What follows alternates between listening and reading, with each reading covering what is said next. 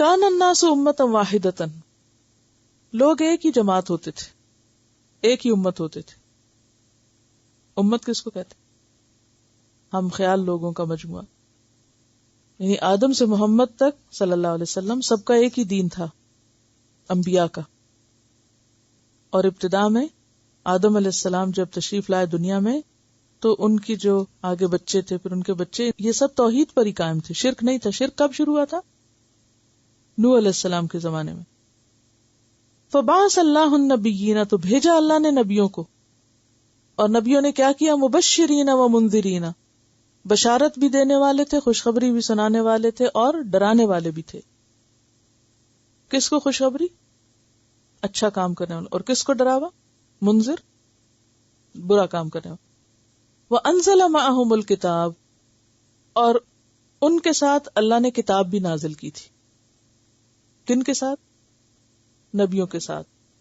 بالحق، کے حق کے ساتھ، یعنی بالکل سچی باتوں کے ساتھ، درست. وَتَمَّتْ كَلِمَةُ رَبِّكَ صِدْقًا وَعَدْلًا، جس میں سچائی اور عدل تھا. لِيَحْكُمَ بَيْنَ النَّاسِ، تاکہ وہ فیصلہ کریں لوگوں کے درمیان، فی مختلفوا فیہ، جس میں انہوں نے اختلاف کیا. تو اختلاف کا فیصلہ کس چیز سے ہوگا؟ کتاب سے. وَمَا اخْتَلَفَ فِيهِ، اور نہیں اختلاف کیا اس میں، إِلَّا الَّذِينَ أُوتُوهُ، مگر انہی لوگوں نے جنہیں کتاب ملی تھی. ہو کی ضمیر کدھر جا رہی ہے؟ کتاب کی طرف. یعنی کتاب والوں نے ہی کتاب میں اختلاف شروع کر دیا. جو کتاب فیصلہ کرنے کے لیے آئی تھی اختلاف کا، لوگوں نے اسی کے اندر اختلاف کر دیا. من بعد ما جاءتهم البینات، اس کے بعد کی کھلی کھلی نشانیاں آ چکی تھیں. وجہ کیا تھی اختلاف کی؟ بغیم بینہم، آپس کی عداوت، ضد کی وجہ سے کہ میں نہ مانوں، چونکہ وہ کہہ رہے اس لیے میں نے نہیں ماننا. فہد اللہ الذین آمنوا، تو ہدایت دی اللہ نے ان لوگوں کو جو ایمان لائے. لما اختلفوا فیہ، اس چیز میں جس میں انہوں نے اختلاف کیا. من الحق کی، حق سے. باذن ہی، اپنے اذن کے ساتھ. اور اذن کا معنی یہاں کیا؟ توفیق. تو اس سے کیا پتہ چلتا ہے کہ اختلاف کے وقت رجوع کس کی طرف کرنا چاہیے؟ کتاب کی طرف. اور اگر لوگ کتاب میں ہی اختلاف شروع کر دیں تو پھر اللہ کی طرف. واللہ یہدی من یشاء الی صراط مستقیم، اور اللہ ہدایت دیتا ہے جس کو چاہتا ہے صراط مستقیم کی طرف. صراط مستقیم کیا ہوتا ہے؟ صراط الذین انعمت علیہم ہوتا ہے. ٹھیک ہے، جن پر انعام ہوا. کیوں ہوا ان پر انعام؟ انہوں نے خود بھی اس دین کو قبول کیا اور آگے بھی پہنچایا. اب بات یہ ہے کہ یہ اختلاف جو ہے یہ ایک بہت بڑا عذاب ہوتا ہے، یہ بھی آزمائش ہے. اب انسان سوچتا ہے کہ میں تو دین کے لیے نکلا ہوں اور عمل کرنا چاہتا ہوں اور بہت خیر خواہی چاہتا ہوں، اور مجھے تو اتنے اختلاف کا سامنا کرنا پڑ رہا ہے، اور بعض اوقات وہ اختلاف خود دیندار لوگوں کی طرف سے آنے لگتا ہے، تو اب کیا کرے؟ پھر انسان ڈاواں ڈول ہونے لگتا ہے. اچھا، اس کا مطلب یہ ہے کہ میں ہی غلط ہوں. شیطان یہ خیال ڈال سکتا ہے نا، لیکن یہ بھی ایک آزمائش ہوتی. کان الناس امتا واحدتا، لوگ ایک ہی جماعت تھے. ابتدا میں سب لوگ مسلمان ہی تھے، عقیدہ توحید پر ہی تھے. اور آپ کو یاد ہوگا کہ الستو بربکم میں کون کون شامل تھا؟ قالوا بلا کہنے والوں میں کون کون شامل تھا؟ سب تھے نا. تو ابتدا میں سب لوگ ایک ہی دین پر تھے. جب زمین پر آئے انسان، آدم علیہ السلام اور ان کے پیروکار، وہ بھی ایک ہی دین پر تھے. پھر آدم سے محمد صلی اللہ علیہ وسلم تک سب کا دین ایک ہی تھا. اللہ نے مختلف ادوار میں انبیاء بھیجے. فبعث اللہ النبیین مبشرین و منذرین، جو اپنے اپنے علاقے اور لوگوں کو حق کا پیغام پہنچاتے رہے، خوشخبری دیتے رہے، ڈراتے رہے. وانزل معہم الکتاب بالحق، ان کے ساتھ کتاب بھی آئی جو بالکل سچ بتاتی تھی. لیحکم بین الناس فیما اختلفوا، تاکہ لوگوں کے اختلافات دور کیے جائیں. تو ہوا کیا کہ وہ کتاب جو اختلاف دور کرنے کے لیے آئی، لوگوں نے اسی میں اختلاف کر لیا. وَمَا اخْتَلَفَ فِيهِ إِلَّا الَّذِينَ أُوتُوا، نہیں اختلاف کیا اس میں مگر انہی لوگوں نے جنہیں وہ دی گئی تھی. من بعد ما جاءتهم البینات، اس کے بعد کہ ان کے پاس کھلی نشانیاں آ گئی تھیں. کیوں کیا اختلاف؟ کیا وجہ تھی؟ ضد، بغیم بینہم. ضد کس بات کی؟ عموماً اختلاف کی وجہ کیا ہوتی ہے؟ انا، ضد، میں، میرا حق، میری حیثیت، میرا مقام، میری مرضی، میری خواہش. جیسے میں سوچتا ہوں ویسے ہی سب سوچا کریں. تو لوگوں کو اللہ نے کتاب ایک دی جو اختلاف میں فیصلے کرنے والی تھی. لوگوں نے اس کی منمانی تفسیریں کر کے، منمانے مطلب نکال کے، اپنے اپنے مطلب اور اپنی اپنی بات کے اوپر وہ ایسے ڈٹ گئے کہ وہیں سے اختلاف شروع کر لیا. ایسے اختلاف میں بھی اللہ نے کچھ لوگوں کو ہدایت دے دی. فَهَدَى اللَّهُ الَّذِينَ آمَنُوا، ہدایت دے دی اللہ نے ایمان والوں کو. یہ کون ہوتے ایمان والے یہاں؟ یہ ایمان والے کون ہیں جن کو اللہ نے ہدایت دی؟ جو اپنی مرضی چھوڑ کر اصل سچائی کو لینے کی کوشش کریں کہ کتاب کہتی کیا ہے، کتاب کی روح کیا ہے، کتاب کا مقصد کیا ہے. کتاب اس لیے تھوڑی آئی ہے کہ ہم گروہوں اور فرقوں میں بٹ جائیں. فَهَدَى اللَّهُ الَّذِينَ آمَنُوا لِمَا اخْتَلَفُوا فِيهِ مِنَ الْحَقِّ بِإِذْنِهِ، اللہ نے اپنے اذن سے اختلاف کرنے والوں میں جو لوگ ایمان لائے، جو سچائی کے طالب تھے، ان کو رستہ دکھا دیا. وَاللَّهُ يَهْدِي مَن يَشَاءُ إِلَىٰ صِرَاطٍ مُسْتَقِيمٍ، اور اللہ جسے چاہتا ہے سیدھے رستے کی طرف ہدایت دیتا ہے. اسی لیے آپ صلی اللہ علیہ وسلم نے فرمایا تھا کہ میری امت میں سے ایک فرقہ ہمیشہ حق پر قائم رہے گا حتیٰ کہ قیامت آ جائے. یعنی کتنا بھی اختلاف ہو لیکن ایک فرقہ حق پر رہے گا. صحابہ نے عرض کیا وہ کون سا فرقہ ہوگا؟ فرمایا جس پر میں اور میرے اصحاب ہیں، جس پر میں اور میرے اصحاب ہیں. یہ بخاری اور ترمذی کی روایت ہے. آپ بتائیے کہ آپ کے اصحاب کس فرقے سے تعلق رکھتے تھے؟ کس گروہ سے؟ قرآن و سنت سے. وہی جو طریقہ ہے جس طریقے پہ صحابہ کرام رہے، اور پھر صرف مسلکی اعتبار سے نہیں، ویسے بھی دیکھیں کہ دین کو کس طریقے پر انہوں نے لیا. صراط الذین انعمت علیہم، قربانی کی سطح پر وہ دین کے لیے دینے والے تھے، دین کے نام پہ لینے والے نہیں تھے، دین سے فائدہ آخرت کا اٹھانے والے تھے. اور صحیح مسلم میں مزید آپ صلی اللہ علیہ وسلم نے فرمایا میں خاتم النبیین ہوں، میرے بعد کوئی نبی نہ آئے گا، میری امت کا ایک گروہ ہمیشہ حق پر قائم رہے گا، ان کا کوئی مخالف ان کو نقصان نہ دے سکے گا. یعنی جو اصل حق پر ہوں گے ان کا کوئی مخالف ان کو نقصان نہ دے سکے گا یہاں تک کہ اللہ کا حکم آ جائے.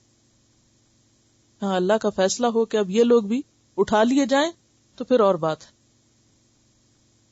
اور پھر جہاں اختلافات اور مخالفتوں کی بات ہوئی وہاں پر یہ سمجھا دیا گیا کہ یہ اختلاف آزمائش تو ہے، لیکن آزمائش کے بغیر کسی کے دین کا کھرا کھوٹا ہونا پتہ نہیں چلتا. دیکھیے آزمائشیں کیوں آتی؟ آزمائشیں کیوں آتی؟ مشکل حالات کیوں آتے؟ رکاوٹیں کیوں آتی؟ پرکھنے کے، کیا پرکھنے کے لیے کہ کوئی شخص کسی کاز کے ساتھ کتنا کمیٹڈ ہے. یہ ہو نہیں سکتا کہ آپ دین کا رستہ اختیار کریں پھر آپ کی آزمائش نہ ہو. اور بہت سے لوگ کیا کرتے ہیں، جو ہی مشکل حالات ہوئے چھوڑ دیتے ہیں، بہت مشکل ہو گیا اور نہیں چل سکتے اس طریقے پہ، چھوڑ دیتے ہیں. لیکن کچھ لوگ ہر حال میں جمے رہتے ہیں.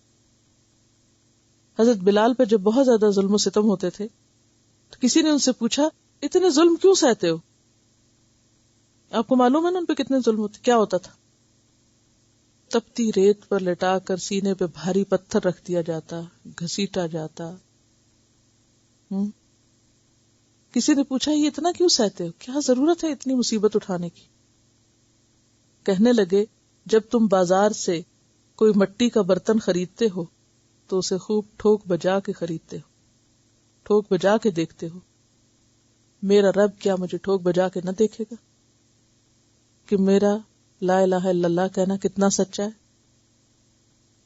تو ہر وہ شخص جو دین کی خدمت کا دعویٰ کر بیٹھے ایک دفعہ، اللہ تعالیٰ اس کو ضرور آزما کے دیکھتے. اب یہ کتنا قائم رہتا، اس کی کمٹمنٹ کتنی رہتی. اور پھر یاد رکھیے کہ آزمائشیں صرف یہ نہیں ہوتی کہ آپ سے کچھ چیز چھن جائے یا آپ کو کوئی نقصان. بعض اوقات دوسری طرف سے اٹریکشنز اتنی آ جاتی ہیں. مثلاً آپ نے پڑھنے کا ارادہ کیا اور آپ کو اتنی اچھی جاب کی آفر ہو گئی جو آج سے پہلے کبھی نہیں ہوئی تھی. تو ہر ایک کی کسی نہ کسی طرح آزمائش ضرور ہوتی ہے. یعنی طریقہ مختلف ہو سکتا ہے، رکاوٹیں ہر ایک کے رستے میں آئیں گی، یہ یاد رکھیے. کیونکہ اللہ نے دیکھنا ہے کہ میرے کام کا کون سا برتن ایسا ہے جس میں کچھ ڈالا جائے تو وہ پھر اس کو کنٹین کرے گا، اور کون سا ٹوٹا ہوا برتن ہے کہ جو ڈالے وہ نکلتا چلا جائے گا. کیونکہ دین کی خدمت وہی کر سکتا ہے نا جس کے اندر کچھ ہو، کچھ کنٹین کرے وہ. اور اگر کریک برتن ہے اور ٹپ ٹپ کر کے سب باہر ہی آتا چلا جا رہا ہے، جو لے رہا ہے وہ نکالتا چلا جا رہا ہے، تو پھر ایسے لوگ تو کچھ کرنے کے قابل نہیں. وہ دینے کے قابل کہاں سے ہوں گے؟ جن کے اپنے پاس کچھ نہ ہو وہ دے بھی تو نہیں سکتے نا. ام حسبتم ان تدخلوا الجنہ، تم سمجھتے ہو ایسی جنت میں داخل ہو جاؤ گے؟ جنت کا معنی آسان ہے. ولما یأتکم، حالانکہ نہیں آئی. لما کا معنی یہاں نہیں ہے، جیسے سورۃ صاد میں بھی آتا ہے بل لما یذوقوا عذاب، بلکہ انہوں نے میرا عذاب چکھا ہی نہیں. تو لما یہاں نفی کے معنوں میں. لما یأتکم، نہیں آئی تم کے پاس، مثل الذین، مثال ان لوگوں کی، خلو جو گزر گئے، یعنی دنیا سے گزر گئے، فارغ ہو گئے، دنیا سے کام کر کے چلے گئے. خلو کا کیا معنی ہوتا ہے؟ خلوت سے خالی ہونا، الگ ہونا، یعنی دنیا سے الگ ہو گئے. خلو من قبلکم، جو تم سے پہلے چلے گئے، یعنی گزر چکے. مستہم، مس کا کیا روٹ ہوگا؟ میم سین سین، چھوا ان کو. البأساء والضراء، یاد ہے بأساء اور ضراء کیا معنی تھا؟ جسمانی تکلیفیں، ذہنی تکلیفیں. وزلزلوا، اور وہ ہلا مارے گئے، سخت آزمائشیں آئیں ان پر. حتی یقول الرسول، یہاں تک کہ پکار اٹھے رسول، والذین آمنوا، اور وہ جو ان کے ساتھ ایمان لائے تھے. متی نصر اللہ، اللہ کی مدد کب آئے گی؟ آپ کو معلوم ہے کہ نبی صلی اللہ علیہ وسلم جب مدینہ تشریف لے گئے تھے، مکہ میں تو صرف ایک مخالفت تھی. کس کی؟ قریش کی یا کفار مکہ. مدینہ میں کیا تھا؟ یہود، منافقین، اور قریش مکہ تو پھر الگ. ہجرت ہوئی تھی کہ ایک مشکل سے چھٹکارا ہو، اور آگے جا کے 3 ہو گئی. یہود بھی، منافقین بھی، اور وہ پیچھے کفار مکہ بھی. تو بات یہ ہے کہ وہاں تو مخالفت تھی قریش کی طرف سے، یہاں جو مخالفت تھی وہ ذرا مختلف طرح کی تھی. یہ منافقین کون تھے؟ جو کہتے تھے نشہد انک لرسول اللہ، ہم قسمیں کھا کھا کے گواہی دے رہے ہیں آپ اللہ کے رسول ہیں. اتنے بڑے بڑے دعوے کرتے تھے اور اندر سے جڑیں کاٹتے تھے. اور یہود کون تھے؟ اہل کتاب، دین والے، وہ بھی آپ کے مخالف. تو یاد رکھیے مخالفت صرف اہل مکہ والوں جیسی نہیں ہوتی، مخالفت اپنوں میں سے منافقوں کی طرف سے بھی ہوتی. یعنی آزمائش صرف اہل مکہ ہی کی نہیں ہوتی، آزمائش منافقوں کی بھی ہوتی ہے. آج کے دور میں آپ دیکھیں، اگر آپ دین پر چلنا چاہتے ہیں تو آپ کو زیادہ مخالفت کہاں سے آتی؟ کہاں سے آتی؟ مسلمان ہی مسلمانوں کو مسلمان نہیں بننے دیتے. جب ایک دین کی طرف جاتا تو باقی کہتے ہیں اس کا سر پھر گیا مثلا. یا پھر اور کس کی طرف سے آتی؟ اپنے مسلمانوں کی طرف. نہیں، ہم سوچتے ہیں بھئی یہ سارے بھی کلمہ پڑھتے ہیں، انسان اس وقت زلزلہ جاتا ہے نا، ہل جاتا ہے کہ یہ سارے بھی تو مسلمان ہیں اور یہ بھی کلمہ پڑھتے ہیں، یہ بھی نمازیں پڑھتے ہیں، روزہ رکھتے ہیں، تو یہ اگر میری مخالفت کرتے ہیں اس کا مطلب میرے میں کوئی غلطی ہوگی. اس سے آتا ہے نا ایک جھٹکا سا، اندر سے شیطان جھٹکاتا ہے آپ کو. دوسری چیز، بعض اوقات دین پڑھے لکھے لوگوں کی طرف سے مخالفت ہوتی ہے، جیسے مدینہ میں اہل کتاب کی مخالفت تھی. سب لوگ ان کی طرف جاتے تھے، یہ پڑھے لکھے لوگ، ان سے پوچھیں کہ یہ حضور صلی اللہ علیہ وسلم کا مقام کیا، اور یہ سچے نبی ہیں یا نہیں، ان کی بات درست ہے یا نہیں. اور وہ آگے سے کیا کہتے تھے؟ وہی آپ کا انکار کر دیتے. اس سے کیا ہوتا تھا، جو ایمان لانا بھی چاہتے تھے وہ خلل میں پڑ جاتے تھے کہ بھی اب ہم یہ پڑھے لکھے لوگ ہیں، دین جاننے والے، اہل کتاب ہیں، ان کی مانے یا ان کی مانے جنہوں نے آج یہ دعویٰ کیا یہاں. تو بات یہ ہے کہ جو شخص دین کے رستے پہ چلے وہ صرف اس غلط فہمی میں نہ رہے کہ مخالفت دین کا انکار کرنے والوں کی طرف سے آئے گی. مخالفت تو کہیں سے بھی آ سکتی. اور ام حسبتم ان تدخلوا الجنت، تم سمجھتے ہو جنت میں داخلہ آسان کام ہے؟ مرضات اللہ اور جنت کمانا آسان ہے. ولما یاتکم مثل الذین خلوا من قبلکم، تم سے پہلے لوگ جو گزرے ان کو دیکھو کیسی کیسی مشکلیں آئیں. ان پر جسمانی تکلیفیں بھی آئیں، ذہنی بھی آئیں، مالی بھی آئیں، فاقے بھی آئے. وزلزلوا، اور اتنی شدید مخالفت کہ ہلا دیے گئے، واقعی شیک ہو گئے. حتی یقول الرسول والذین آمنوا معہ متی نصر اللہ، بالکل جیسے رات کا آخری وقت ہوتا ہے نا، سخت اندھیرا، یا اللہ صبح کب نکلے گی. الا ان نصر اللہ قریب، سن لو اللہ کی مدد قریب ہے، قریب. لیکن ہم انتظار نہیں کر سکتے نا اس قریب کا، ہمیں وہ قریب بھی بہت دور لگتی ہے. اس لیے ہم کیا سوچتے ہیں، چھوڑو پرے، رات لمبی ہو گئی، بہت ہو چکی، اب نہیں برداشت ہوتا، بہت دن برداشت کر لیا، اب نہیں ہوتا. تو ام حسبتم ان تدخلوا الجنت، جنت کے طلبگار سبھی ہیں، تم سمجھتے ہو جنت ایسے مل جائے گی. ولما یاتکم مثل الذین خلوا من قبلکم، حالانکہ تمہارے پاس پہلے لوگوں کی مثال نہیں آئی. پہلے لوگوں کی مثال کیا ہے؟ اس کے بارے میں ایک حدیث آتی ہے. ایک دفعہ آپ صلی اللہ علیہ وسلم کعبہ کی دیوار کے سائے میں اپنی چادر کو تکیہ بنا کر بیٹھے ہوئے تھے، یعنی ٹیک لگا کے. حضرت خباب بن ارت نے عرض کیا، خباب بن ارت پر بھی تو بہت ظلم و ستم ہوئے تھے، کیا آپ اللہ سے دعا کیوں نہیں کرتے کہ ہمارے یہ حالات، یہ مشکلات ختم ہوں؟ یہ سنتے ہی آپ تکیہ چھوڑ کے سیدھے بیٹھ گئے. آپ کا چہرہ غصے سے سرخ ہو گیا. آپ نے فرمایا، تم سے پہلے ایسے لوگ گزر چکے ہیں جن کے گوشت اور پٹھوں میں ہڈیوں تک لوہے کی کنگھیاں چلائی جاتی تھی، مگر وہ اپنے سچے دین سے نہیں پھرتے تھے.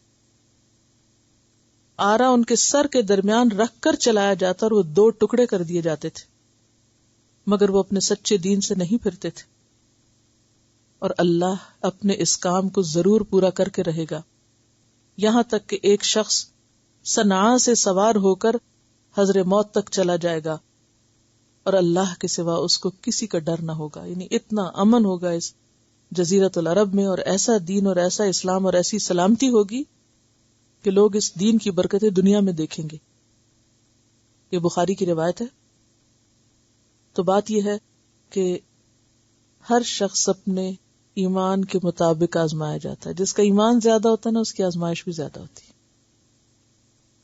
اور پھر ہر شخص اسی کے مطابق رسپانس کرتا ہے. جو سچا ہوتا ہے، مخلص ہوتا ہے، وہ کہتا ہے جو بھی اوپر سے گزر جائے، مجھے اسی رستے پہ قائم رہنا ہے، کیونکہ وہ جنت کا خریدار ہے نا. اور جنت کے بارے میں حدیث میں آتا ہے، الا ان سلعۃ اللہ غالیہ، خبردار اللہ کا سودا بڑا مہنگا ہے.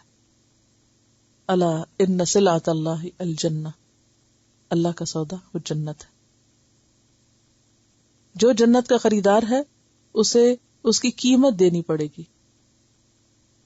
ان اللہ اشتری من المؤمنین انفسهم واموالهم بان لهم الجنہ، اللہ نے مومنوں کے جان اور مال دونوں اس لیے لیے ہیں کہ انہیں بدلے میں جنت دی جائے گی. تو جو جنت کا خریدار ہے وہ کچھ خرچ کیے بغیر ہی جنت لینا چاہتا ہے.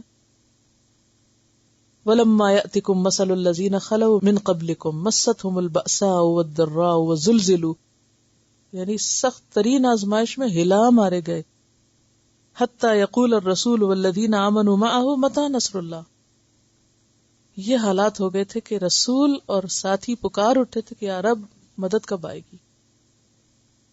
اس وقت انہیں خوشخبری دی گئی، الا ان نصر اللہ قریب، دیر نہیں، مدد جلدی آنے والی ہے. لیکن یہ اللہ کی مصلحت ہے کہ تھوڑا انتظار کرائے تم سے، تمہیں انتظار کرنا پڑے گا. حدیث میں آتا نا حفت الجنت بالمکارہ، جنت گھیر دی گئی ہے کس چیز سے؟ ناپسندیدہ چیزوں سے، جو دل کو اچھی نہیں لگتی، نفس کو سخت ناگوار ہے. لیکن جنت انہی چیزوں سے گھری ہوئی ہے. اگر آپ نے جنت تک پہنچنا ہے ان چیزوں سے گزرنا پڑے گا. کبھی کسی کی باتیں، کبھی مال کی کمی، کبھی جان کی کمی، کبھی صحت کا مسئلہ، کبھی کسی چیز کا، کبھی گاڑی کا مسئلہ، کبھی کسی آنے کا مسئلہ، کبھی جانے کا مسئلہ. یعنی یہ سب کچھ تو ہوگا، اس کے بغیر رستہ نہیں بنے گا. اور جو اس کو پار کر گئے ان کے لیے پھر رستے کھل جائیں گے. ایسے ہی لوگ تو جنت میں بسائے جانے کے قابل ہیں جو سچے ہیں. جنت جھوٹوں کے لیے نہیں ہے، جنت غداروں کے لیے نہیں ہے، جنت دھوکے بازوں کے لیے نہیں ہے جو صرف باتوں سے اللہ کو خوش کرنا چاہیں.